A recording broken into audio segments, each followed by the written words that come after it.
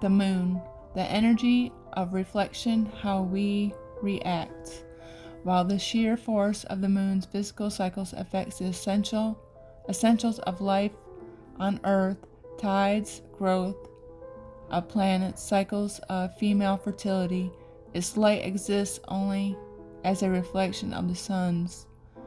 In its endless cycle of waxing and waning, the moon represents change and potential, the myriad possibilities that we face in the course of our lives, from the brightness of the full moon to the darkness of the new moon. This planet represents the ambivalence in us all, alongside our potential for creativity, beauty, romance, and kindness, is the shadow side of that lurks within our souls, the side that gives rise to fear and uncertainty, and sometimes unkindness and dishonesty. The moon is the planet of nature, and for our forebears, it governed the period of birth and infancy, the first of the 7 ages of man. Described by Shakespeare in ancient times, the moon was associated with a range of powerful female deities. In Greece, the lunar goddesses Artemis was the twin sister of the solar god Apollo. Artemis was the represented as goddess of the hunt, wild animals, wilderness, childbirth, virginity, and young girls, and she carried a bow and arrows.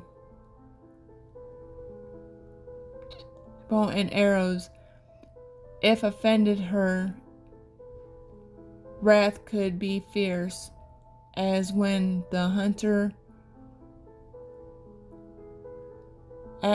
Actaeon came across Artemis bathing among her nymphs.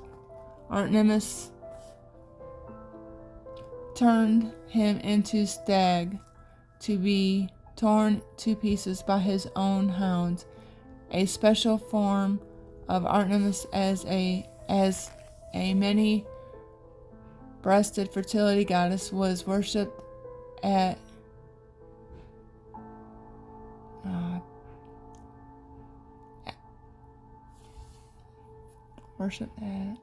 Ephesus in Asia Minor. When Rome conquered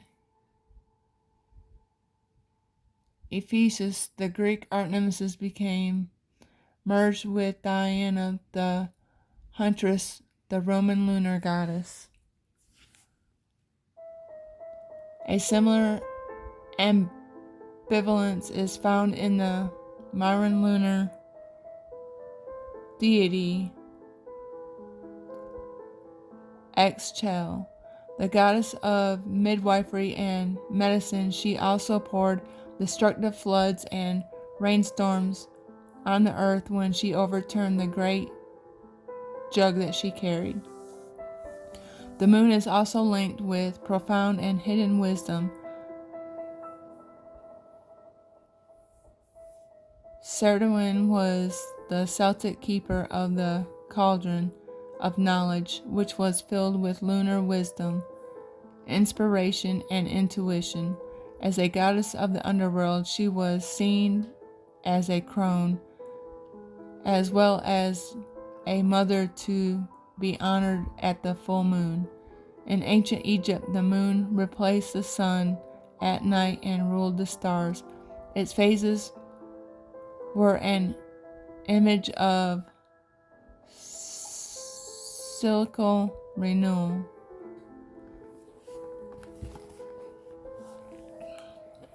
The geocentric lunar phase and eclipse. For our forebears who knew nothing of the interplay of the moon's gravity with the sun and the earth, it was the changing shape of the moon that was responsible for the tides, the behavior of sap in planets and the female's menstrual cycle, it is not surprising that many religions use a lunar calendar to decide their festivals. The different moon shapes through each lunar month are owing to the moon's changing position relative to us and its solar light source. Twice most years, the sun's planet line up with that of the moon of the earth, and these three bodies cast a total partial shadow on each other. From some places on earth, the moon can be seen passing from the sun.